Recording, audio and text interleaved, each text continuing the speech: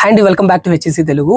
ఈ రోజు ఈ వీడియోలో ఒక చాలా important role, work permit receiver అంటే ఎవరు అనే దాని గురించి తెలుసుకుందాం. సో చాలా మంది నాకు కామెంట్ అయితే చేశారు, అన్న వర్క్ పర్మిట్ రిసీవర్ అంటే ఏంటి? సో ఈ కాన్సెప్ట్ కొత్తగా ఉండొచ్చు, యాక్చువల్గా మన సైడ్ లేదు. బట్ సౌదీ అరేబియాలో అరామ్కో లాంటి పెద్ద పెద్ద ఆర్గనైజేషన్స్, పెద్ద పెద్ద companies, oil and gas companies వాళ్ళు ఇంప్లిమెంట్ చేసుకున్నటువంటి ఒక రోల్ అన్నమాట, స్పెషల్ రోల్. పర్మిట్ ని తీయడానికి ఒక వ్యక్తి కావాలి. సో ఆ వ్యక్తినే, ఆ పర్సన్నే వర్క్ పర్మిట్ రిసీవర్ అని అంటారండి. సో ఇందులో మనం కొన్ని కీ పాయింట్స్ అయితే మాట్లాడుకుందాం అండి. సో నేను నోట్ చేసుకున్నాను. So first of all, who is work permit receiver? అసలు పర్మిట్ రిసీవర్ అంటే ఎవరు? ఓకేనా. A work permit receiver is a trained and certified person who is authorized to receive permits. అంటే ఒక పర్మిట్ రిసీవర్ అనే వ్యక్తి ట్రైనడ్ అండ్ సర్టిఫైడ్ పర్సన్ అండి. ఇక్కడికి వచ్చిన తర్వాత మన ఇండియా నుండి ఇక్కడికి వస్తాం కదా, యాజ్ ఎ రిసీవర్గా మనం అక్కడ ఇంటర్వ్యూ సెలెక్ట్ అయ్యాం అనుకోండి. ఇక్కడికి వచ్చిన తర్వాత వీళ్ళు ఎగ్జామ్స్ అవన్నీ పెడతారనమాట as per Aramco. So client ఎవరైతే ఉన్నారో వాళ్ళ యొక్క రిక్వైర్మెంట్స్ కి మీట్ అయ్యేటట్టు వీళ్ళు ఎగ్జామ్స్ అవన్నీ పెడతారు, ట్రైనింగ్స్ ఇస్తారు, సర్టిఫికేషన్స్ ఇస్తారు. అప్పుడు మనం ఒక కాంపిటెంట్ పర్సన్, అప్పుడు మనం పర్మిట్ అనేది రిసీవ్ చేసుకోవచ్చు అనమాట. సో మీకు డెఫినేషన్ అనేది క్లియర్ అర్థమైంది కదండి.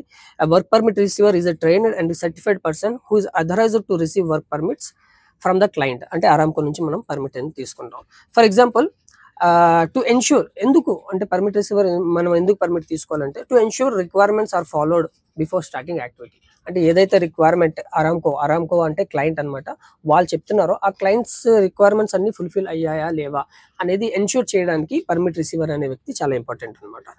సో సింపుల్ గా చెప్పాలంటే, he is the bridge between the client అంటే అరామ్కోకి, మీరు కాంట్రాక్ట్ అంటే ఏ కంపెనీలో మీరు వచ్చారో ఆ కంపెనీకి అరామ్కోకి మీరు ఒక బ్రిడ్జ్ లా యాక్ట్ అవుతారనమాట.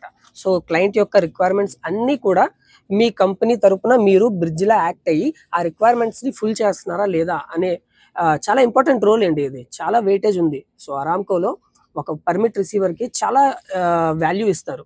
పర్మిట్ అనేది తీసుకున్నప్పుడు చాలా వాల్యూ ఇస్తారు అనమాట. ఓకేనండి. He make sure the job is carried out safely and legally under the permit system. So permit system ఏదైతే అరామ్కో ఇంప్లిమెంట్ చేసిందో ఆ రిక్వైర్మెంట్, ఆ లీగల్ వేగా మీ కంపెనీ నుంచి ప్రొసీడ్ అవుతున్నారా లేదా అనేది మీరు చాలా జాగ్రత్తగా చెక్ చేయాలి. సో ఇది చాలా ఇంపార్టెంట్ రోల్ అండి. ఓకేనా. వర్క్ పర్మిట్ రిసీవర్ అంటే ఇది అనమాట. ఓకేనా. Why work permit receiver, why WPR is important?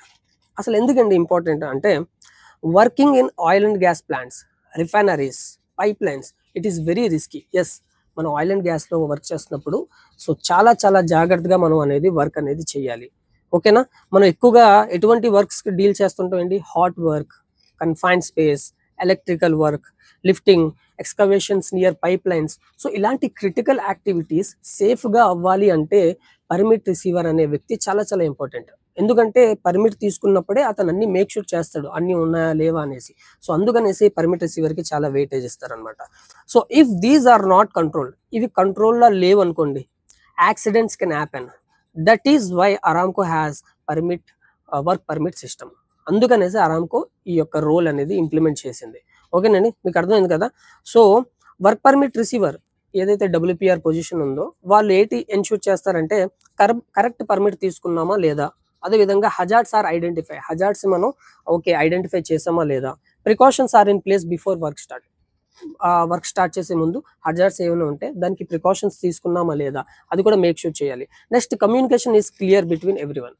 డబ్ల్యూపీఆర్ అనే వ్యక్తి ప్రతి ఒక్కరితో కమ్యూనికేట్ చేయాలి. సూపర్వైజర్తో, ఇంజనీర్తో, అరామ్కో ఇష్యూవర్తో, ఓకేనా, క్రూతో, అందరితో కమ్యూనికేట్ చేయాలి. సో ఈ రోజు మన ఈ యాక్టివిటీ పర్మిట్ అయితే నేను తీసాను, సో ఈ విధంగా మనం వర్క్ చేయాలి అని క్లియర్ కమ్యూనికేషన్ ఉండాలి. Without a work permit receiver, okay, without WPR the job cannot be begun. అంటే ఇక్కడ ఎంత స్ట్రిక్ట్ గా ఫాలో అవుతారంటే, వితౌట్ డబ్ల్యూపీఆర్ లేరు అంటే ఇంకా పని అనేది స్టార్ట్ చేయలేము. ఇంజనీర్ ఉన్నారు, సూపర్వైజర్ ఉన్నారు, క్రూ ఉంది, ఎవ్రీథింగ్ మీ దగ్గర ఉంది, బట్ డబ్ల్యూపీఆర్ లేకపోతే మాత్రం పని స్టార్ట్ అవ్వదు. ఇది అరామ్కో రూల్స్ అనమాట. ఇక్కడ వాళ్ళు ఇంప్లిమెంట్ చేసుకున్నటువంటి ఒక ఏంటంటారు స్ట్రాటజీ, పాలసీ అనమాట. చాలా నీట్ గా, చాలా కేర్ గా ఇంప్లిమెంట్ చేస్తుంటారు ఇక్కడ. సో ఇది చాలా మంచి రోల్ అనమాట. ఓకేనండి. సో అలా మనం ముందుకెళ్తే, ట్రైనింగ్స్ అండ్ సర్టిఫికేషన్. ఓకే, మనం ఇండియా నుండి సెలెక్ట్ అయ్యి వచ్చాము. సో ఎలాంటి ట్రైనింగ్స్ మనకి ఇక్కడ ఇస్తారంటే, for Saudi Aramco you cannot directly become a డబ్ల్యూపీఆర్. మనం డైరెక్ట్ గా ఇండియా నుండి వచ్చి ఇక్కడ డబ్ల్యూపీఆర్ గా మనం వర్క్ చేయలేం. మనం ఏం చేయాలండి? Attend the Aramco work permit receiving training. So దీనికంటే ముందు ఒక థర్డ్ పార్టీ ట్రైనింగ్ అని ఉంటది. అంటే సింపుల్‌గా మనకు అర్థమయ్యేటట్టు చెప్పాలంటే, ఇప్పుడు మనం ఏదైనా ఇంజినీరింగ్ కాలేజ్‌లో అడ్మిషన్ తీసుకోవాలంటే ముందుగా మనం ఎంట్రన్స్ రాస్తాం చూసారా? సో అలాగే అరామ్‌కో పర్మిట్ ఎగ్జామ్ రాయడానికి, అరామ్‌కోలో వెళ్ళడానికి ముందుగా థర్డ్ పార్టీ ఇన్‌స్టిట్యూషన్స్ అన్నీ ఉంటాయి కొన్ని బయట. సో అక్కడ మనం ముందు పాస్ అవ్వాలి. ఆ పాస్ అయిన రిజల్ట్ అరామ్‌కోకి చూపించి అప్పుడు ఎగ్జామ్ అనేది కండక్ట్ చేస్తాడు అరామ్‌కో వాడు. సో ఇదంతా ప్రాబ్లమ్ లేదు. ఇది మీరు ఏ కంపెనీలో వస్తున్నారో ఆ కంపెనీ అతను చూసుకుంటాడు. ఓకేనండి. అన్న మనకి మరి ఆ రూల్స్ అన్నీ ఎలా తెలుస్తాయి అంటే, ఏం ప్రాబ్లమ్ లేదు. మీరొచ్చిన తర్వాత మీకొక 10, 15 డేస్ ఇక్కడ కూర్చోబెట్టి ట్రైనింగ్స్, మెటీరియల్స్ అవన్నీ వాళ్ళిస్తారు. ఇచ్చి చదివిస్తారు. మీరంతా ఓకే. ఇప్పుడు పర్లేదు మనోడు ఎళ్లి ఎగ్జామ్ పాస్ అవ్వగలడు. అప్పుడే మీకు పంపిస్తారు. ఎందుకంటే ఈ ఎగ్జామ్స్ కూడా మీ కంపెనీ అనేది చాలా అమౌంట్ పే చేస్తది. ఓకేనా? థర్డ్ పార్టీకి అరౌండ్ 20,000 మన ఇండియన్ అమౌంట్ పే చేస్తది. అరామ్‌కోకి ఇంకా ఎక్కువ అవుతది. సో అంత అమౌంట్ ఇన్వెస్ట్ చేసే ముందు మీరు స్టేబుల్‌గా ఉన్నారా లేదా? ఎగ్జామ్ పాస్ అవ్వగలరా లేరా అనేసి మీ కంపెనీ వాడు ముందు చెక్ చేసుకొని అప్పుడే మీకు పంపిస్తాడు. ఓకేనండి. సో అదేం టెన్షన్ లేదు. సో ఫస్ట్ ఆఫ్ ఆల్ అంటే నేను చెప్పాల్సిందేంటంటే, అరామ్‌కో పర్మిట్ తీయాలంటే Aramco work permit receiver training Aramco నుంచి అవ్వాలి. అదే విధంగా ఎగ్జామ్ అనేది పాస్ అవ్వాలి. అప్పుడు మీకొక కార్డ్ అరామ్‌కో ప్రొవైడ్ చేస్తది. ఆ కార్డ్‌తోనే మీరు ఫర్దర్‌గా పర్మిట్ అనేది తీయగలరండి. ఓకేనా? నెక్స్ట్ స్కిల్స్ అంటే డబ్ల్యూపీఆర్‌కి స్కిల్స్ ఎలా ఉండాలి? ఏ టైప్ స్కిల్స్ కావాలి అంటే గుడ్ కమ్యూనికేషన్ స్కిల్ అండి. చాలా చాలా ఇంపార్టెంట్. ట్రస్ట్ మీ, నేను కూడా before I used to take permits. నేను కూడా పర్మిట్ రిసీవరేనండి. సో అందుకనే ఇంత ఈజీగా చెప్పగలుగుతున్నాను. నేను ప్రీవియస్‌గా ఎక్స్‌పీరియన్స్ చేశాను కాబట్టి వర్క్ పర్మిట్ రిసీవర్ అంటే ఏంటి ఐ నో థట్. సో అందుకనేసి నేను మీకు ఇంత ఈజీగా ఎక్స్‌ప్లెయిన్ చేయగలుగుతున్నాను. కమ్యూనికేషన్ స్కిల్స్ అనేది చాలా చాలా ఇంపార్టెంట్ అండి. చాలా చాలా చాలా ఇంపార్టెంట్ అన్నమాట. అంటే మనం కమ్యూనికేట్ చేయగలగాలి. పర్మిట్ తీసుకోవడం అనేది ఒక ఎత్తు. పర్మిట్ తీసుకున్న తర్వాత ఎవరైనా మధ్యలో పీఎంటీ అంటే ప్రాజెక్ట్ మేనేజ్మెంట్ టీమ్స్ వాళ్ళొచ్చినప్పుడు వాళ్ళతో కమ్యూనికేట్ చేయాలి. సార్ ఈరోజు ఈ పర్మిట్ తీశాను. ఈ హజార్డ్స్‌ని కంట్రోల్ చేసాం. సో ఆహ్, ఈ టైం నుంచి ఈ టైం వరకు పర్మిట్ మేము తీసుకున్నాం. సో ఇలాంటి డిఫరెంట్ ఆహ్, మనం వాళ్ళకి చెప్తుండాలనమాట. ఎక్స్‌ప్లెయిన్ చేయగలిగే కమ్యూనికేషన్ స్కిల్స్ అయితే మనకు చాలా ఉండాలి. అదే విధంగా బేసిక్ టెక్నికల్ నాలెడ్జ్. అంటే బేసిక్ టెక్నికల్ నాలెడ్జ్ ఎందుకుండాలంటే, ఇక్కడ డిఫరెంట్ డిఫరెంట్ యాక్టివిటీస్ జరుగుతాయండి.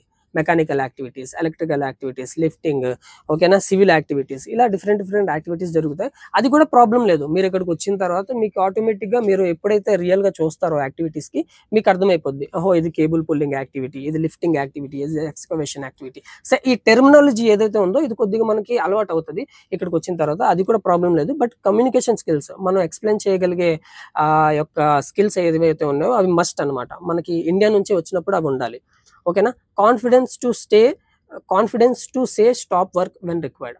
ఏదైనా అన్‌సేఫ్ యాక్ట్ జరిగితే మీకు కాన్ఫిడెన్స్ ఉండాలి. స్టాప్ చేసేటటువంటి కాన్ఫిడెన్స్ అయితే ఉండాలన్నమాట. వర్క్‌ని స్టాప్ చేయించగలగాలి. అంతేగాని మనం స్టాప్ చేయించేసి తర్వాత మనం ఎక్స్‌ప్లెయిన్ చేయకపోతే మళ్ళీ అది ఇబ్బందే. ఎందుకు స్టాప్ చేయించామో ఎక్స్‌ప్లెయిన్ చేయించగలిగే కాన్ఫిడెన్స్ మళ్ళీ మనకుండాలి. అందుకే అన్నాడు confidence to say stop the work. Unsafe యాక్ట్‌ని మనం స్టాప్ చేయించాలి. అదే విధంగా knowledge of Aramco safety rules and standards. Aramco safeties rules and standards అనేవి మనకి ఇక్కడికొచ్చిన తర్వాత నేర్పిస్తారు ఆల్రెడీ. కొన్ని మెటీరియల్స్ అవన్నీ ప్రొవైడ్ చేసి నేర్పిస్తారు. మీరు దాన్ని ఈజీగా గ్రాబ్ చేయగలరు. కొన్ని పాయింట్స్ ఉంటాయి. అవి నేర్చుకుంటే చాలండి. Okay guys. So roles and responsibilities చూసుకున్నట్లయితే రిసీవింగ్ పర్మిట్.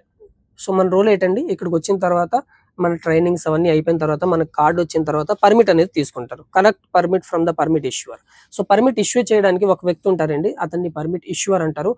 మోస్ట్‌లీ అది సౌదీ వాళ్ళే అయ్యుంటారు. సౌదీ ఆర్గనైజేషన్ వాళ్ళే ఉంటారు. సో అవి మనకి పర్మిట్ ఇష్యూవర్ వేరే కంట్రీ వాళ్ళు ఎవరు ఉండరు. మాక్సిమం సౌదీ వాళ్ళే ఉంటారు. సో ఆర్గనైజేషన్ వాళ్ళే ఉంటారు.